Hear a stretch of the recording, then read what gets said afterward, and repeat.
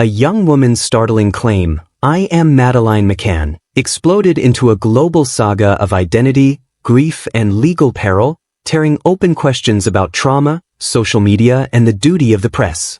Hit subscribe and turn on the bell to get first-hand updates as this story develops. Identity is not only a legal or biological status, it is a lived sense of belonging, of history, and of how the past fits together. For some people that sense is a steady thread, for others it is frayed, interrupted by neglect, secrecy, or trauma. In the story of Julia Wendell, the woman who came to question whether she was the missing child Madeleine McCann, the first and most revealing layer is the experience of early life that left her feeling disconnected from the family narrative and uncertain about her own origins. Growing up in Poland, Wendell described a childhood marked by emotional distance and feelings of being other within her family. Where children typically internalize parental stories of births, illnesses, milestones, and holidays, she says she felt excluded, unheard, and sometimes accused of not belonging. Those familial dynamics can amplify normal adolescent questions into deep existential doubt. A teenager who feels chronically unseen or rejected may begin to wonder whether the official story she has been told is complete. When small anxieties about family origins find no sympathetic listener, they can mutate into firm convictions that something fundamental has been hidden. Psychologists studying identity disturbance note that it is often not a single event but a cascade of interpersonal experiences that produces deep uncertainty. Repeated small humiliations, an absence of affectionate response to distress, or the presence of secrecy around family history can all seed the belief that one is an outsider in one's own life. That belief is emotionally powerful. Once the mind is primed to expect hidden truths, the search for a missing piece becomes urgent and all-consuming. It then becomes easy for external narratives, news stories, dramatic missing person cases, online theories, to be appropriated as explanation. Trauma and neglect do not cause false beliefs by themselves. They create a psychological environment in which an identity substitution becomes imaginable and emotionally plausible. Wendell's account fits that pattern. She has described memories of feeling unconnected from her family and uncertain about early childhood details. Those gaps, missing photographs, fuzzy memories, or conflicting stories told by different relatives, can reinforce a search for an alternative past. For people in that position, social media provides an unprecedented reservoir of possible identities to test and try on. A high-profile, unresolved story like the disappearance of Madeleine McCann supplies a ready-made narrative, a vanished child, unanswered questions, enduring global interest. For someone wrestling with doubts, those public storylines can feel like a map to a hidden truth. It is important to emphasize two things. First, questioning one's identity is understandable and sometimes justified. Families genuinely do hide adoptions, secret adoptions happen, and institutional failings can erase early records.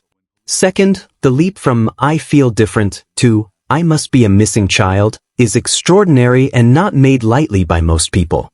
When it happens, it usually signals layers of unmet psychological needs: belonging, understanding, and a coherent life story.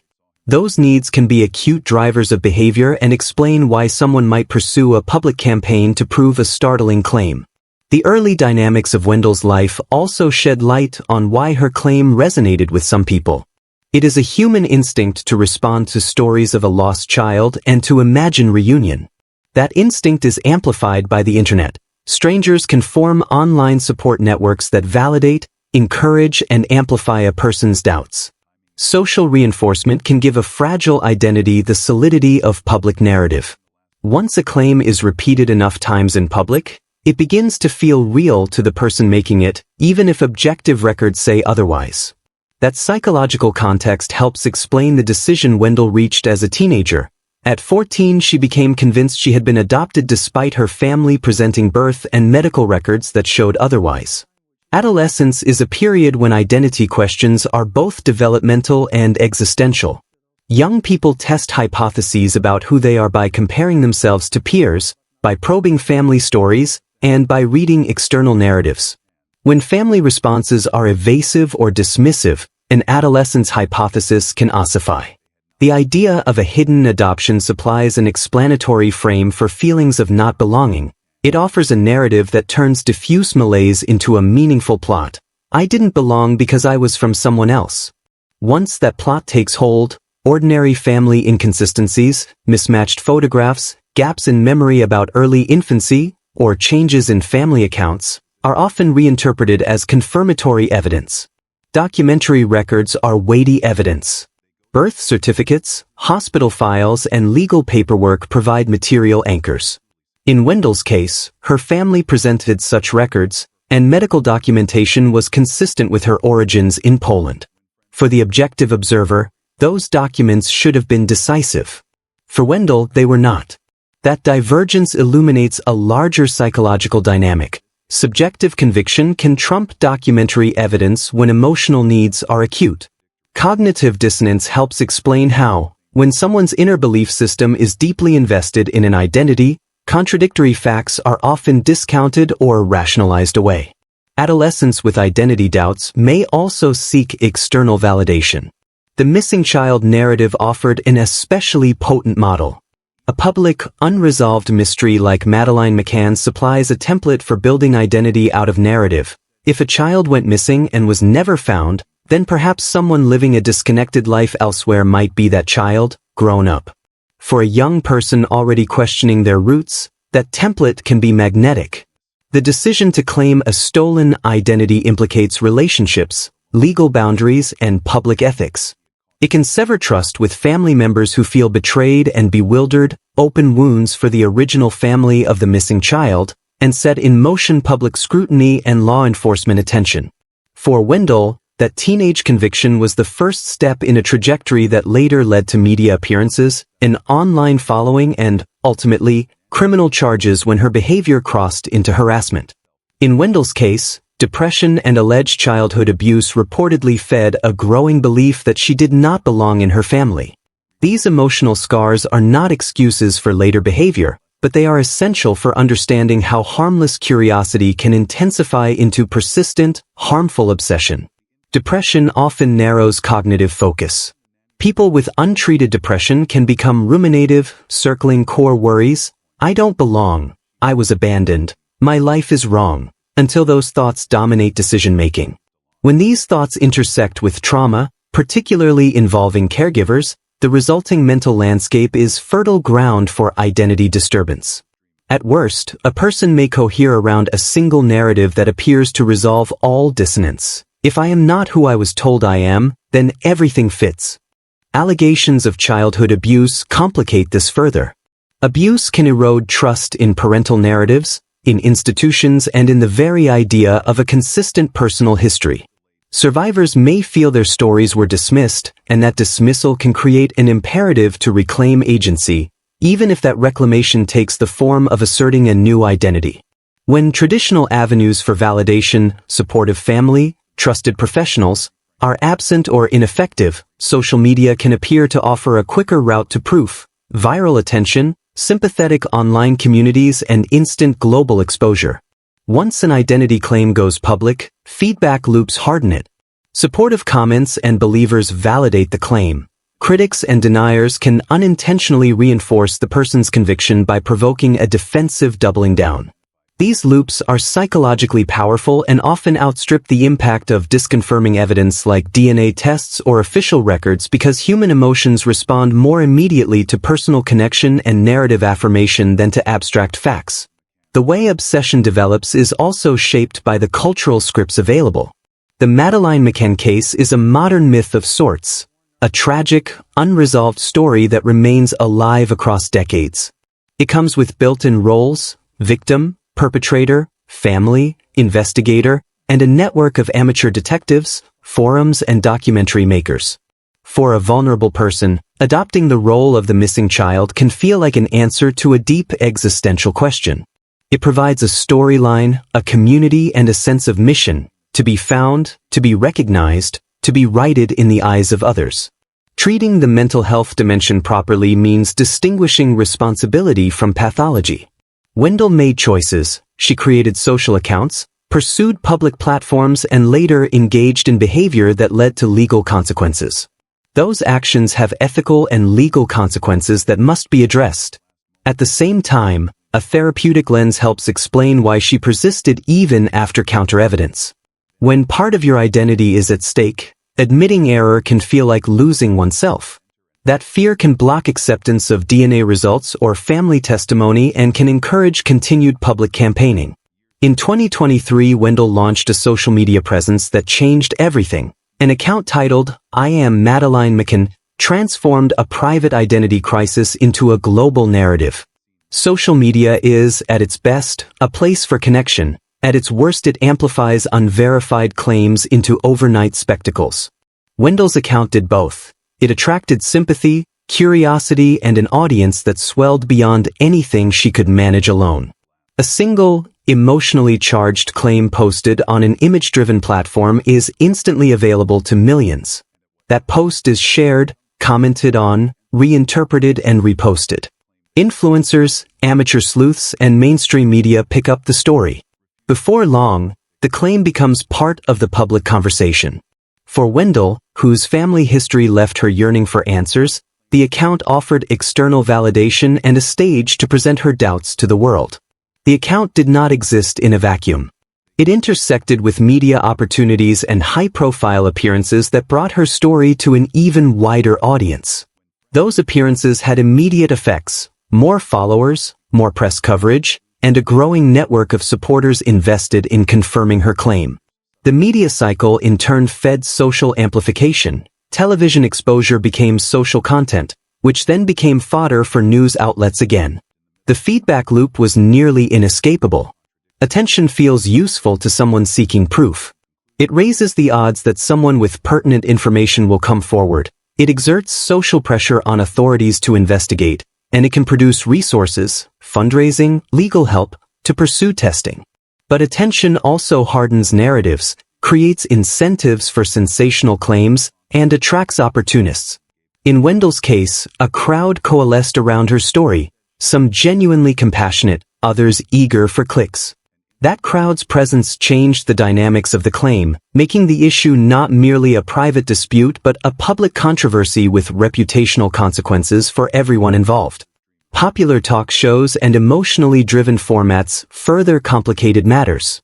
Broadcasters often prioritize compelling story arcs and memorable moments, which can favor personal testimony over painstaking verification.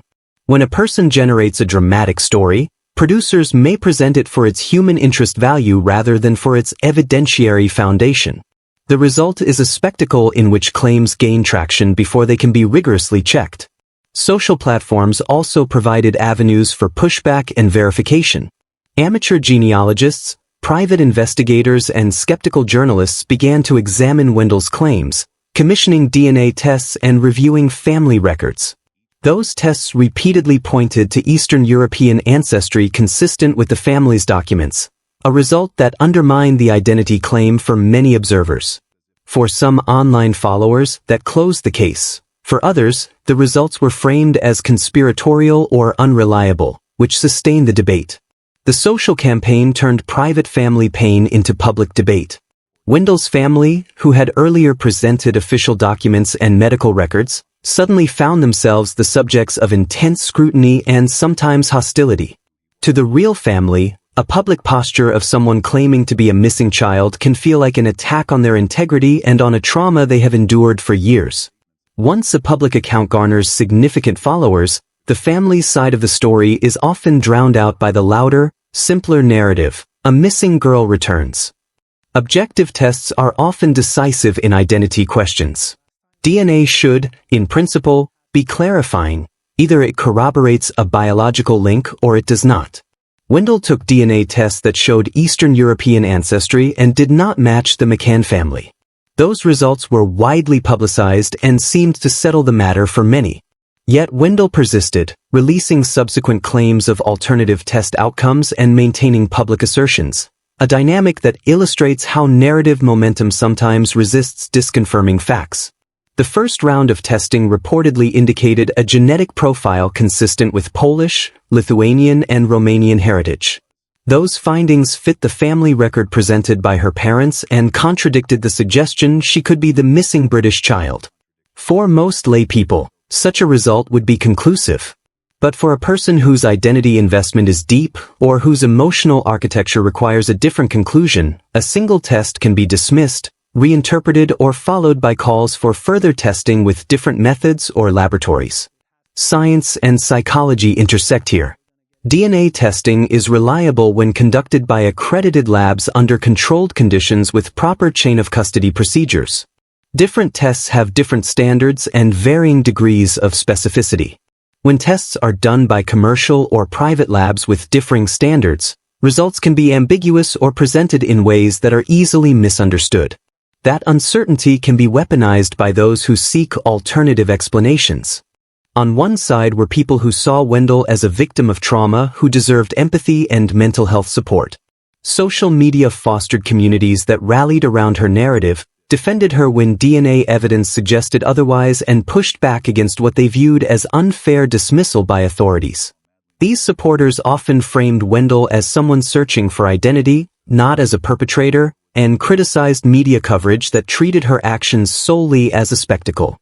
On the other side, many people, especially those sensitive to the long-standing suffering of the McCann family, saw Wendell's claims and subsequent intrusions as morally wrong and harmful.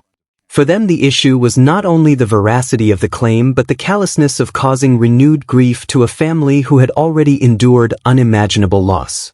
Those critics felt media and platforms had given undue oxygen to a person whose public statements were unverified and damaging.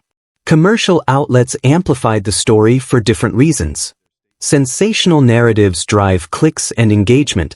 The juxtaposition of a returned missing child and a modern-day identity claim is irresistible to many audiences. High-rated talk shows thrived on emotional testimony. Tabloids published dramatic headlines. Serious outlets sought to explain motives, legal points, and broader societal implications. The net effect was intense scrutiny and a polarized public.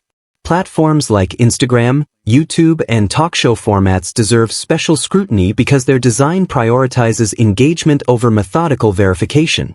Short-form posts, emotionally vivid images, and viral clips favor immediate reaction rather than deliberative analysis. When a claim, especially one involving a missing child, goes viral, platforms must balance the public's right to information with the potential for harm. In practice, however, moderation systems often lag behind the speed of viral outbreaks.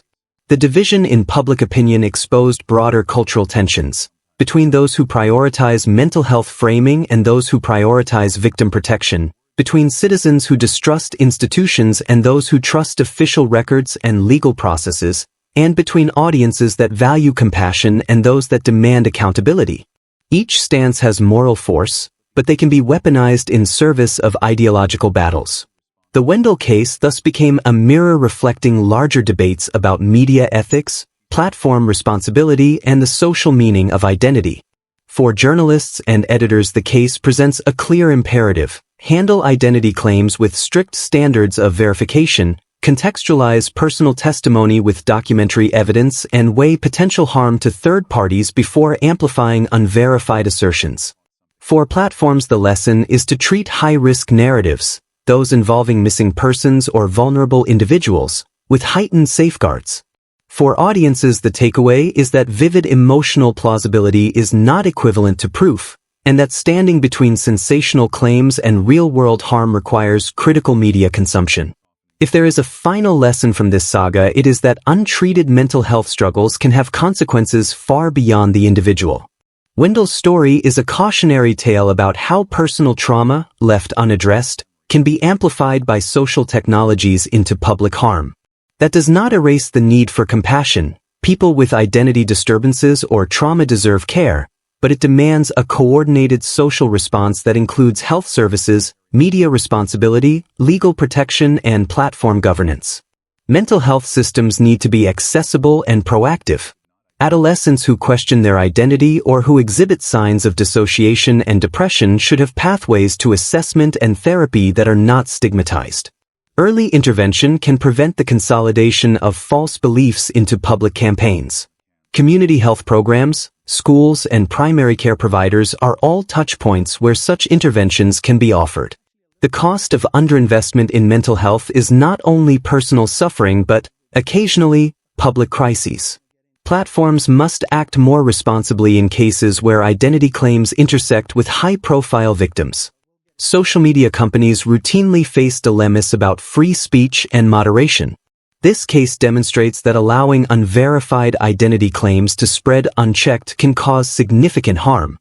Platforms should develop protocols for rapid review of claims that concern missing persons, including flagging for fact-checking, demoting sensational content that lacks verification, and connecting claimants to mental health resources where appropriate.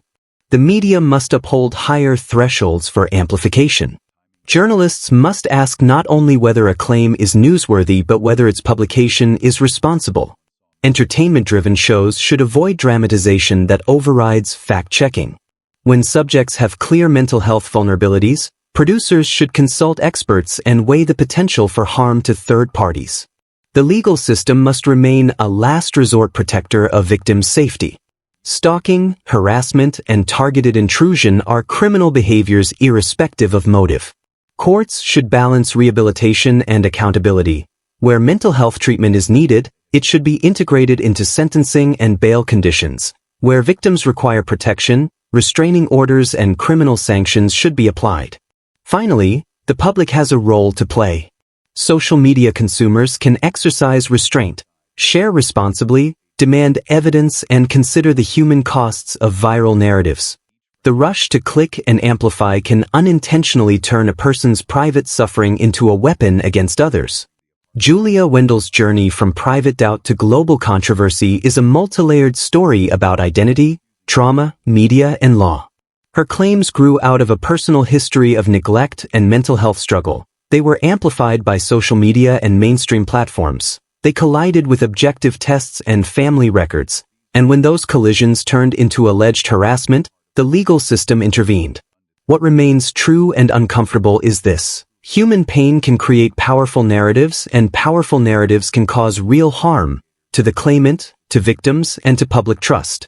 The proper response is not to cancel troubled people or to excuse criminal behavior, but to strengthen the checks and services that prevent private pain from becoming public damage. Accessible mental health care, responsible journalism, safer platform design, and legal protection for those targeted by harassment.